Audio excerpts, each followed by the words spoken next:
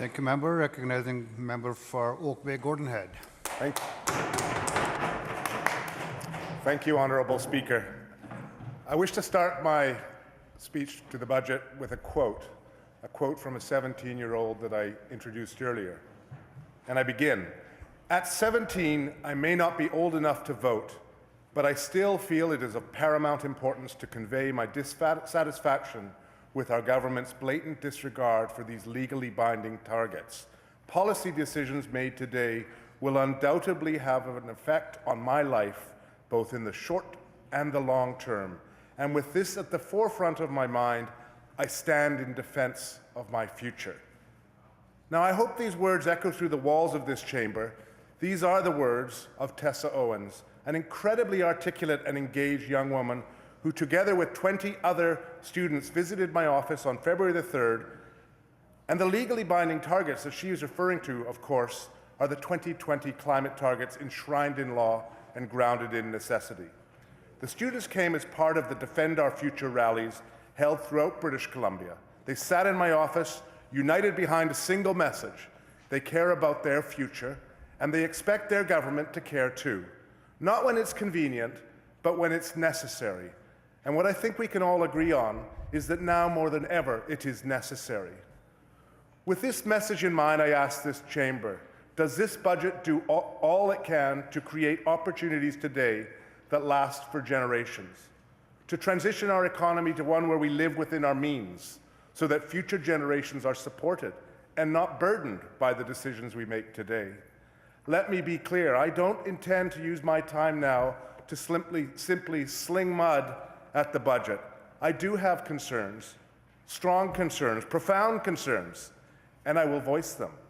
But I will also recognize when the government has taken steps in the right direction, and I'll try and offer some constructive ideas for moving forward. There's no doubt that there are some strong points in this budget. We've managed to keep our spending under control at a time when few other provinces had. Yet creating opportunities for all British Columbians requires more than this. We need to prioritize up-and-coming industries to ensure we have long-term, well-paying and local jobs. We need to build on our vibrant social support system grounded in evidence-based practices and sound economics. And we need to sustainably manage our environment so that future generations are not saddled with the debt of climate change. My concern with this budget is that in its essence, it's grounded in the expectation of an eventual LNG boom. LNG has been positioned as a necessity for making progress on a variety of issues. And if it doesn't materialize, we could very well be undermining our efforts today to create lasting opportunities for British Columbians. The history of BC's LNG industry is a history of high-stake promises and low-stakes delivery. We're betting our future on an industry that still offers us no certainty. So I ask you today, what if it fails? What steps are we taking today to prepare for the very real possibility that the LNG industry might not be as successful as the government hopes? That it might not create as many jobs or offer as much revenue as the government is predicting?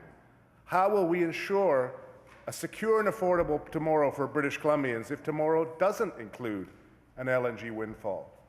The unfortunate fact is we have no backup plan.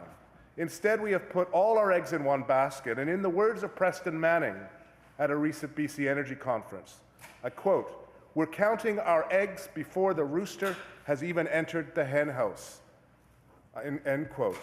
And this budget does not offer a contingency plan in the case the rooster never makes it to the hen house, or in case the hen lays fewer eggs than we'd hoped.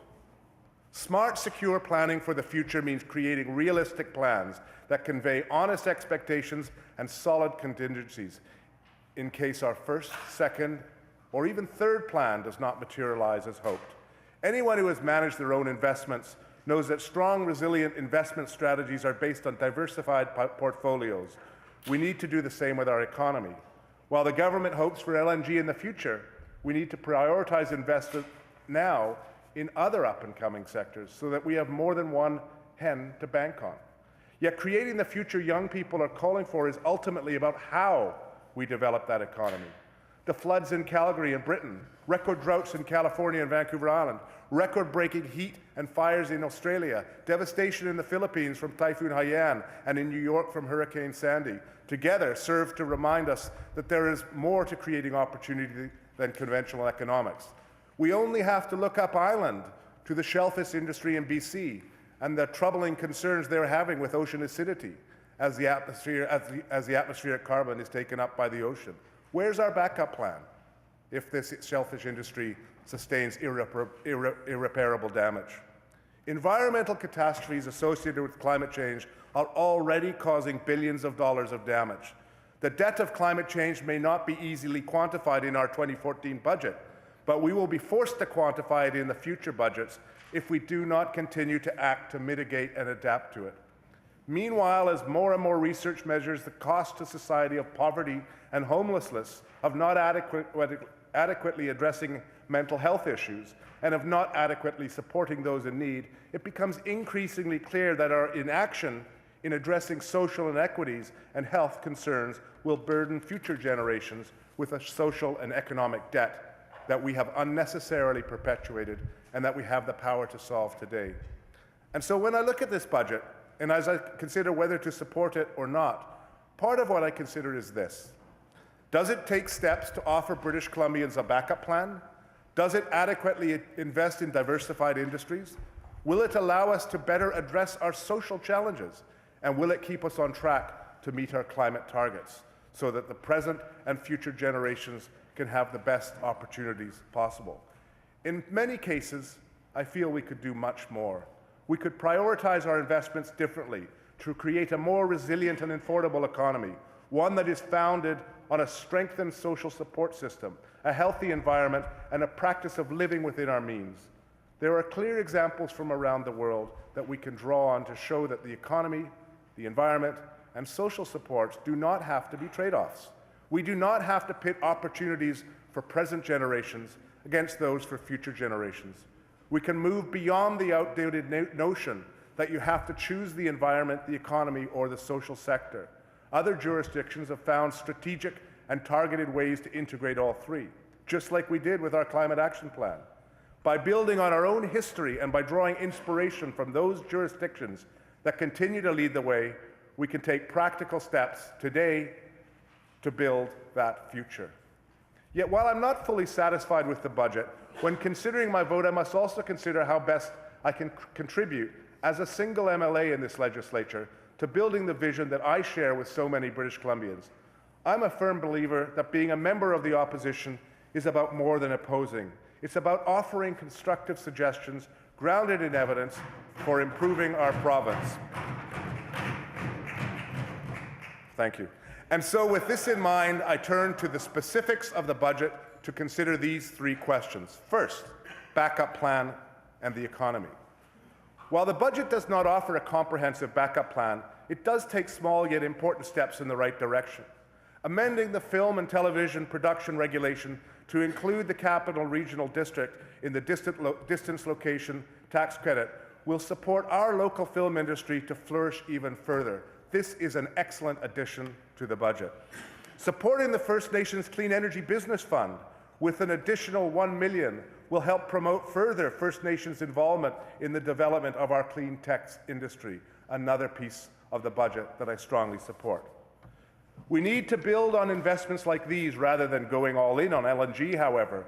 We need to prioritize and invest in a more diversified portfolio of sectors, such as the clean tech, film, agriculture, ecotourism, etc., that will contribute to a resilient economic growth, regardless of whether the LNG stream materializes or not.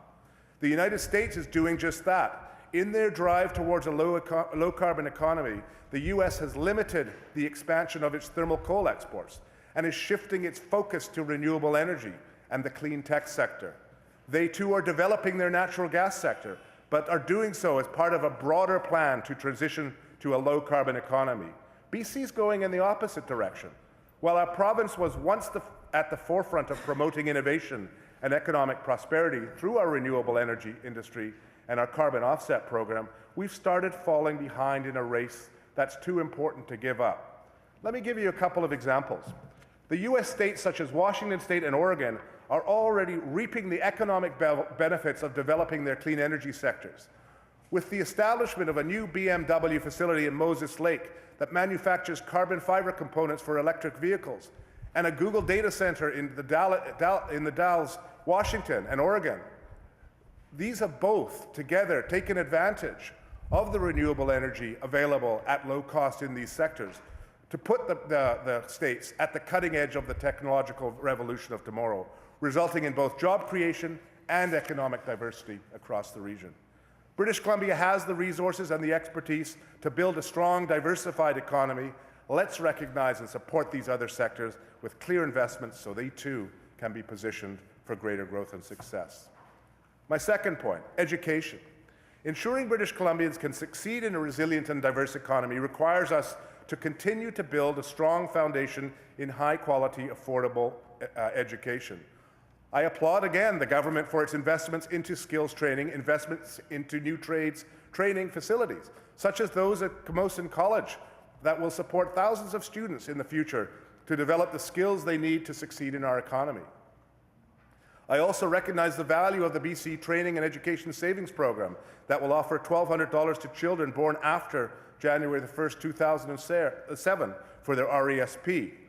And now, assuming steps are taken to ensure parents have knowledge about the program and that applying is both easy and accessible, this is an example of one way the government can make education more affordable.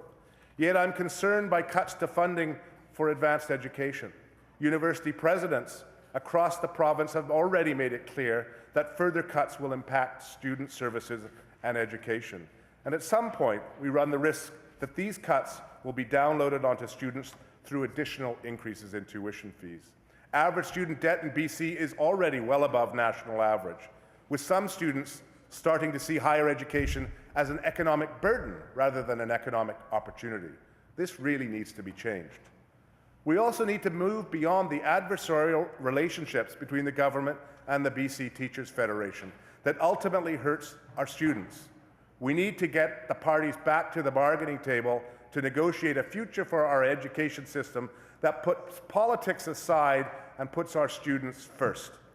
Our ability to prosper in today's economy and in tomorrow's, to create jobs today that will last into the future, will depend on our ability to offer an accessible, high-quality education to our students. The higher the student debt and the lower the investment we make in our education systems, the more strain we put on such systems and on the students themselves. Excuse me. We need to be leaders in educating, not just for today's economy, but for tomorrow's. And that starts with making education a priority. My third point, affordability. While we invest in a diverse and resilient economy and a quality and accessible education system, we must also ensure our province is affordable for all British Columbians. At a time when the cost of buying a house is prohibitive for many young families, the government has taken a small step to make that first home purchase more affordable by increasing the property transfer tax exemption limit to $475,000. But meanwhile, as homelessness persists, the government has committed to increasing investment in supportive housing and transferring property to non-profit organizations that provide affordable housing to low-income Canadians. These are clear steps in the right direction, steps that I support, as they will make a life a little more affordable for those British Columbians who are vulnerable. Yet at the same time as we are making these investments into affordability, the government is also raising MSP premiums and BC Hydro rates, while dropping the personal income tax exemption to $9,869, meaning that families will be taxed on an additional $1,500 of their income compared to 2012. Let's be clear, these examples represent tax hikes on the poor and most vulnerable. The fact is, not enough is being done to ensure BC remains an affordable place to live for BC families. Echoing a point made by the representative of Children and Youth, Mary Ellen Turpel-Lafont, the budget also shows that no long-term strategy for addressing the fact that BC continues to have the highest child poverty rate in Canada is present.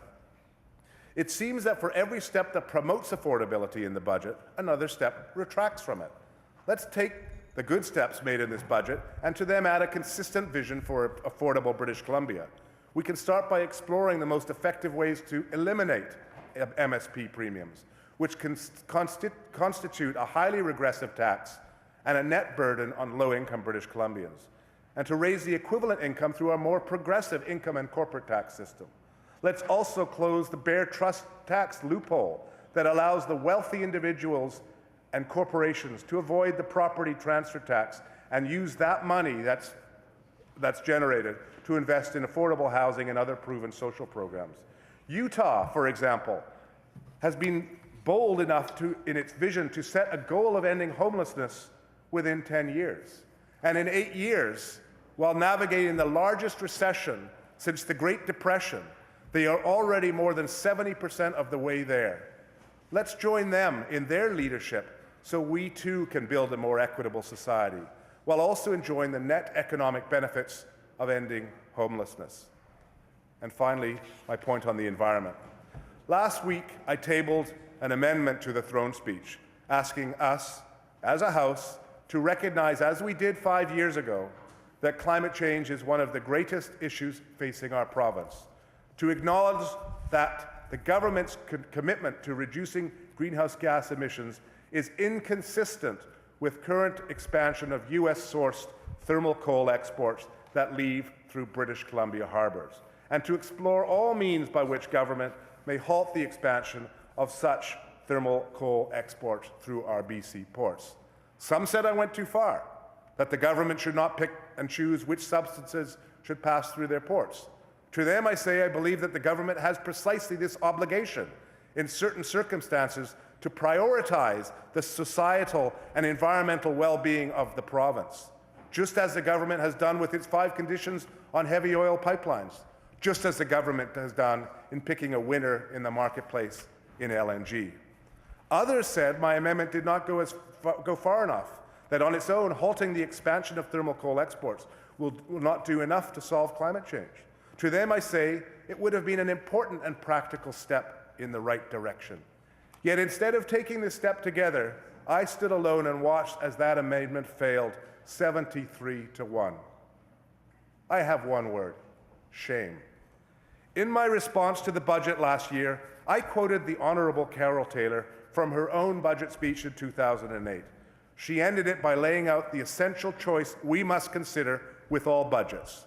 And she said, "We can be the generation that had it all and let it slip away, or we can seize this opportunity which is before us to be the generation of British Columbians who made the right decisions, who chose to take action, and by doing so, showed their respect for the earth, for the atmosphere, for those who came before us, and for those who will follow in the decades to come.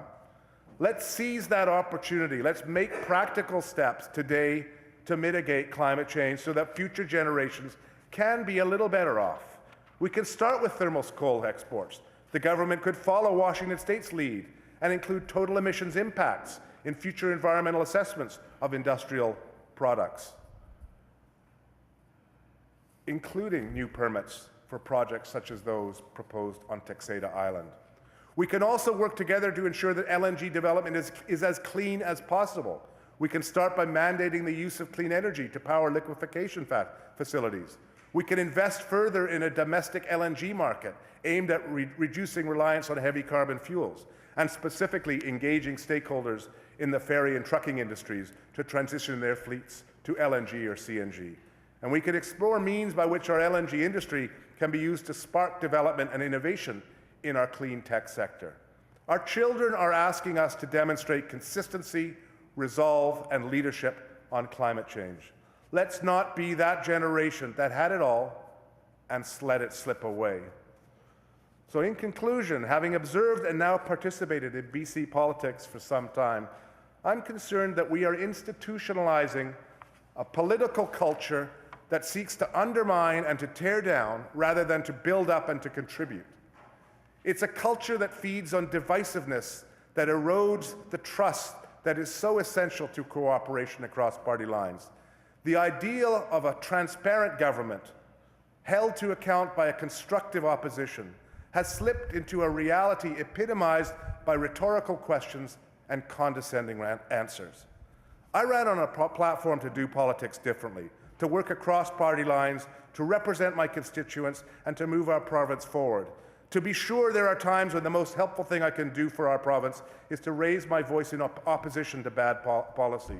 But opposing the government for the simple reason that they support something, as so often seems to happen, should never serve as our starting point. Opposing for the sake of it does nothing to rebuild trust and cooperative relationships we so desperately need in our political systems. When I look at this budget, there is no question that it is not a budget I would have tabled. It is also clearly not a budget that the official opposition would have tabled. Yet as an individual MLA, I must ask myself this: what is the most effective way for me to represent my constituents in this legislature? Is there more to be gained by raising concerns about the problems and opposing the budget alongside the opposition? Or could I better address my constituents' concerns by highlighting the parts of this budget that deserve recognition and building on them? In either case, I commit to working with both government and the official opposition over the next year on the parts of this budget that are important to me and my constituents. And finally, as we reflect on these questions, let us also reflect on the message of all of those students, like Tessa Owens, who visited so many of our constituency offices on February the 3rd of this year. They're looking to us for leadership. They're looking to us to create opportunities today that will last for generations. And as we create those opportunities, they are asking us not to burden their generation with the economic, environmental, or social debt of ours. At the very least, we owe that to them. By the time their generation inherits this legislature, many of us will be long gone from here. What I ask is that we heed their call, that we commit to leaving a legacy that they too will be proud to build on. Thank you, Honourable Speaker.